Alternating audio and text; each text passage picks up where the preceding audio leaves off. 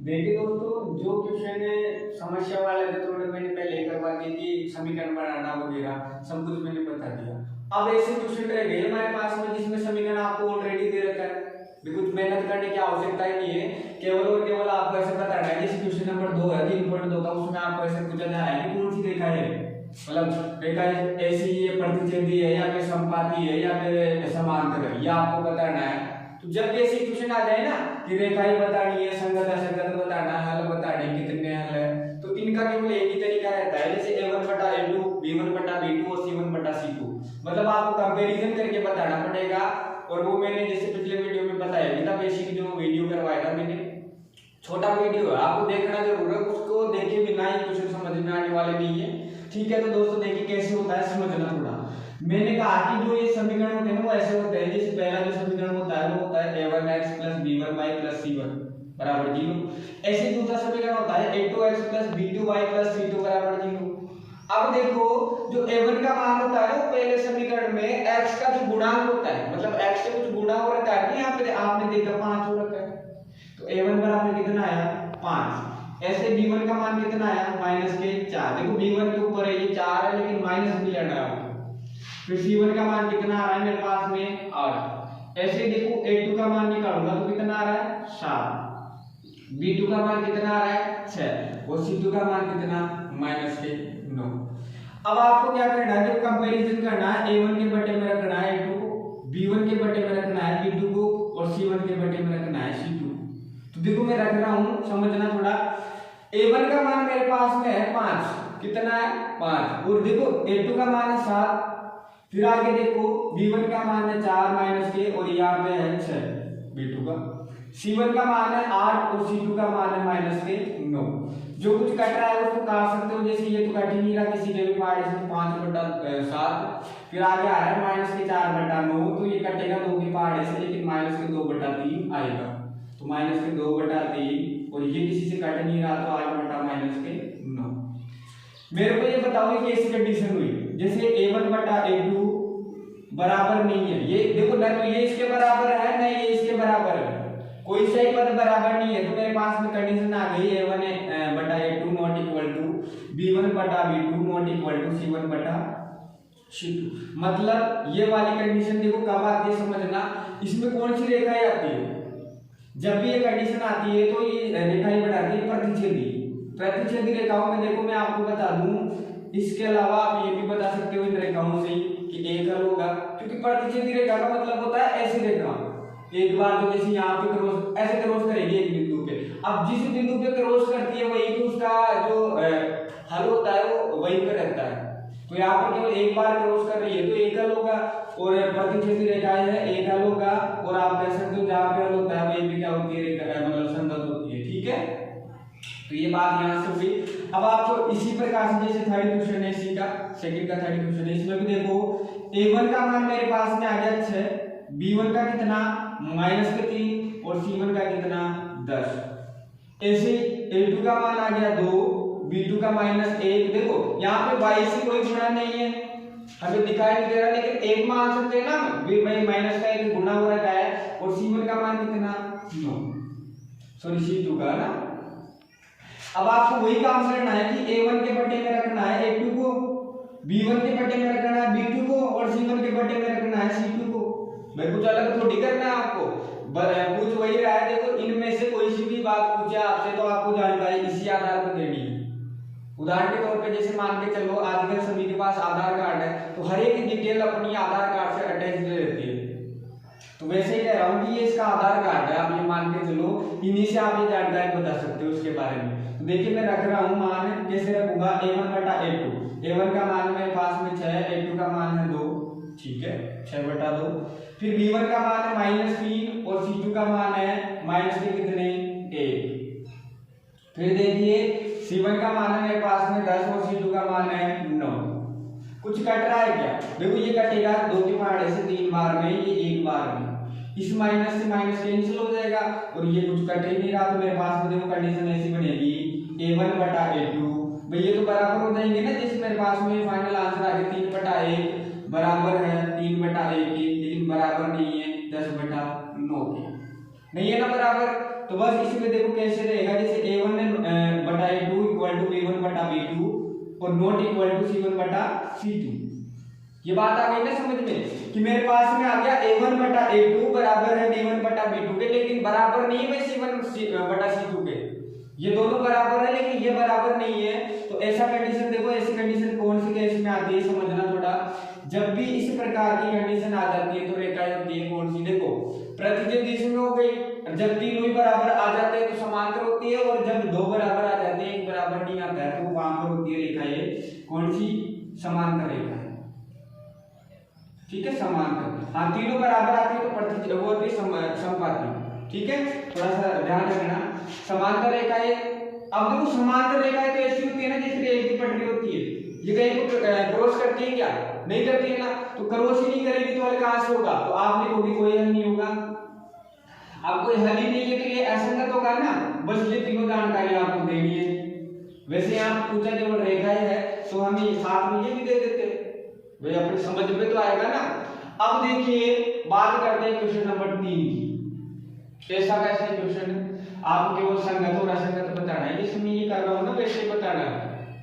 यहाँ पे आप जैसे इसमें जो फर्स्ट क्वेश्चन है 3 का, उसमें देखो a1 का मान है मेरे पास में 3, b1 का कितना है 2 और c1 का है। जैसे c1 को आप इस तरफ लाना चाहते हो तो ले आओ, नहीं ऐसे भी चल जाएगा, दोनों बराबर के उस तरफ होने चाहिए। फिर जैसे यहाँ पर सभी बराबर के इस तरफ से चल गया, ऐसे भी ऐसे कह रहा हूं कि अगर इसमें c1 इस तरफ है तो इधर c2 भी बराबर के इस तरफ ही होना चाहिए। ठीक है, तो c1 का मान आ गया मेरे पास में 5, ऐसे देखो a2 का मान आ गया 2, b1 का मान b2 का मान आ गया -3 और c2 का कितना 7।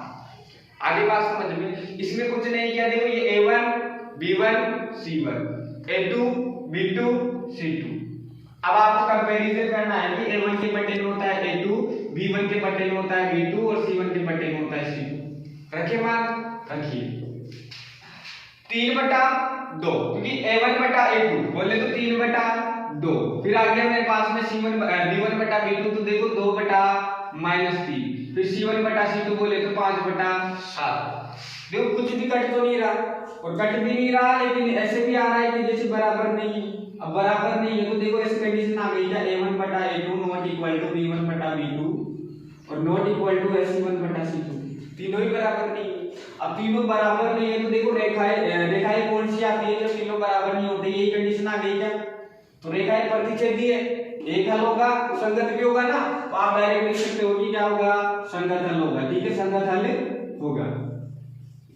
संगत हल का मतलब यहाँ पे हो गया कि इस रेखाओं के प्रति कोई ना कोई हल होगा, और कितने हल होंगे वो, अगर आपसे ये भी पूछेगी कितने हल है तो आप बता दोगे कि एक हल होगा, एक हल होगा, और रेखाएं कौन सी, प्रतिच्छेदी। अब देखिए नेक्स्ट क्वेश्चन है हमारे पास में, इसमें थोड़ा सा कंफ्यूज करने लायक क्वेश्चन है, बच्चे देखकर डर जाएंगे, लेकिन मैं ऐसे कह रहा हूँ कि कुछ डरने की आवश्यकता है ही नहीं, जब तक है हम आपके साथ हैं आपको डरना ही नहीं है। जैसे आपने एक बात सुनी होगी ना वो कि मंजिल यूं ही नहीं मिलती मुसाफिर को, मंजिल यूं ही नहीं मिलती मुसाफिर को, एक जुनून सा दिल में जगाना पड़ता है। पूछा जब चिड़िया से कि घोंसला कैसे बनता है, तो चिड़िया बोलती है, देखो चिड़िया क्या बोलती है कि भरनी पड़ती है उड़ान बार बार, भरनी पड़ती है उड़ान बार बार, तिनका तिनका चुनना पड़ता है तब जाके आशियाना बनता है। ऐसे ही नहीं बनता आशियाना। तो वही बात कह रहा हूँ, आप मेहनत में कमी मत रखो। देखो हमारे हाथ में केवल और केवल है मेहनत करना, इसके अलावा आप इस पृथ्वी पर कोई भी चीज बदल नहीं सकते, अपनी मेहनत से ही बदल सकते हो।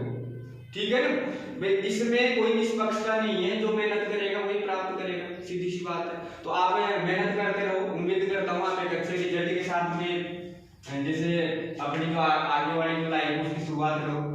समझना, इस बटे को उठाना चाहता हूँ, कभी भी ऐसा क्वेश्चन आ जाए तो आप ये मान के चलो कि 7 के नीचे भी एक है। अब इनका एलसीएम कितना आएगा, थोड़ा मैं इस तरह बता देता हूँ। जैसे एलसीएम हो गया 2, 3 और 1 का, वैसे सबको बताया एलसीएम कितना आएगा, 6 आएगा ना भाई। अगर आपको पता नहीं है तो आपको जैसे ऐसे बता दूं मैं, ऐसे लेते हैं एलसीएम 2, 3 और 1। अब स्टार्टिंग में पहाड़ा देखो किसका बोलना है, सबसे छोटा पहाड़ा 2 का है, क्या 2 के पहाड़े में से इनमें से कोई आता है, आपको किस तरह आता है 2, देखो मैं 2 के पहाड़े को बोलूंगा तो 1 और ये 3 ऐसा कैसा, 1 जैसा कैसा, फिर मैं 3 का पार्ट आप लूंगा तो ये भी एक, ये भी एक, ये भी एक। तो एलसीएम में रहता है जिसके अपने पार्ट बोले ना उसको मल्टीप्लाई करो तो 2 गुना 3 बराबर 6, यही क्या हो गया हमारा एलसीएम हो गया। तो एलसीएम देखो 6 आया, आपको क्या करना है इस पूरे समीकरण को 6 से गुना करना है। जो एलसीएम रहता है उससे गुणा कर दो, बटे वाली की संख्या है वो हट जाती है। देखो कैसे हटेगी, 6 से गुणा किया मैंने 3/2x प्लस 6 से गुणा किया 5/3y बराबर 7/1 गुना 6। और इधर ये तो चल ही रहा है 9x - 10y बराबर 14 तो चल ही रहा है, इसको तो चलने दो। देखो इससे ये कटेगा 3 बार में और इस 3 से 6 कटेगा 2 बार में। अब इनको मैं गुणा कर लेता हूं, 3 × 9x प्लस 2 × 10y बराबर 7 से की 42। समीकरण नंबर 1। समीकरण 2 ये रहा। यहां से देखो ये समीकरण 1 हमें देकर जाएगा a1 का मान बराबर 9, b1 का मान बराबर 10, c1 का मान बराबर 42। c1 इस तरफ है ना तो c2 भी इसी तरफ होना चाहिए जो कि है, अगर नहीं होता तो हम कर लेते। ठीक है, यहां पर देखिए a2 का मान आ रहा है मेरे पास में 9, b2 का आ रहा है -10 और c2 का आ रहा है 14। अब हम तो वही जाने कि a1 के बटे में रख दो a2 को और b1 के बटे में रख दो b2 को और सर c1 के बटे में रख दीजिए c2 को, c1 के बटे में रखना है c2 को। ठीक है, रखते हैं मान। देखो c1 का मान कितना 9 और c2 का a1 का मान कितना 9 और a2 का कितना 9, तो 9/9। फिर देखिए b1 का मान 10 और b2 का मान भी कितना 10, लेकिन किसका है माइनस का 10। ठीक है, तो देखो मैं रख रहा हूं 10/-10। फिर मेरे पास में अंतिम में आ रहा है कि जैसे c1 का मान 42 और c2 का मान है 14, तो 42/14। ठीक है, इसको देखो आप हल करोगे तो 9 से 9 तो कट जाएगा एक बार में, इस 10 से ये 10 भी कट जाएगा, लेकिन माइनस एक बार में कटेगा यहाँ पर। ठीक है, तो मेरे पास में ऐसे आ रहा है 1/1 नॉट इक्वल टू बराबर है -1/1, ये भी कटेगा। जैसे 14 के पार्ट से कट जाएगा क्या, 14 का 14 3 42, तो ये एक बार में ये 3 बार में। ठीक है, तो मेरे पास में ऐसा है क्या ये तीनों बराबर है, नहीं है भाई सब बराबर। तो फिर वापस कंडीशन ऐसी पड़ गई a1/a2 नॉट इक्वल टू है b1/b2 के और नॉट इक्वल टू है c1/c2। तो बताओ संगत होगा या असंगत? भाई रेखाएं प्रतिच्छेदी ऐसे की ऐसी कंडीशन आ गई ना, तो संगत हल होगा, एक हल होगा और रेखाएं कौन सी होगी प्रतिच्छेदी, तो आप ये लिख दोगे संगत हल होगा। ठीक है, अब देखिए हमारे पास में एक और जैसे क्वेश्चन है, थोड़ा समझ के चलना है इसको भी। आपको ऐसे बोला जा रहा है अगर ये संगत है ना, सबसे पहले संगत असंगत बताना और संगत है तो इसको आगे हल करना है। ठीक है, अब यहाँ पे विधि का नाम नहीं दे रखा तो आप प्रतिस्थापन से कर देना, विलोपन से कर देना। वैसे मैंने विलोपन तो समझा दी, लेकिन प्रतिस्थापन आप समझाएंगे तो कैसे। मैं इसको जैसे यहाँ पे देखूंगा तो a1 का मान मेरे पास में आ रहा है 1, कुछ गुणा ही नहीं, और गुणा किए तो मान लेते हैं गुणा है क्योंकि एक किसी से भी गुणा होकर वही संख्या बनाता है। फिर b1 का मान है 1 और c1 का मान है 5। ऐसे देखिए a2 का मान है मेरे पास में कितना 2, b2 का मान है 2 और c2 का मान है 10। कंपैरिजन कर ले कि a1 के बटे में रख दीजिए a2 को, b1 के बटे में रख दीजिए b2 को और c1 के बटे में रख दीजिए c2 को। रख दे, ठीक है, 1/2 a1 a2, फिर आ रहा है मेरे पास में 1/2 b1 b2, फिर आ रहा है 5/10 c1 c2। देखो मैं इसको काटूंगा तो 5 से 5 5 गुनी 10, तो मेरे पास में लाइन आ गई 1/2 बराबर है 1/2 के बराबर है 1/2। तो मेरे पास में कंडीशन ऐसी बढ़ गई क्या, a1/a2 बराबर है b1/b2 और बराबर है c1/c2 के, ऐसी बड़ी। इस कंडीशन में आपको मैं बता दूं, जैसे आपने वीडियो देखा होगा और आपको पता भी होगा, ये रेखा है तो ये समपाती। अब समपाती रेखा का मतलब होता है एक रेखा भी ऊपर दूसरी रेखा गुजरना। अभी तो लगभग हर बिंदु पे काट रही है, तो कितने हल होंगे अनंत हल, कितने हल अनंत हल, क्योंकि देखो ये रेखा यहाँ से भी गुजर रही है, इसके जस्ट ऊपर से गुजर रही है, इसका यहाँ भी होगा, यहाँ भी होगा, यहाँ भी होगा, कहीं भी। ठीक है, कहीं भी हल होगा तो इसको हमने कह दिया अनंत हल है। अब हल मिल गया तो ये संगत होगी ना, हल मिल गया तो संगत होगी।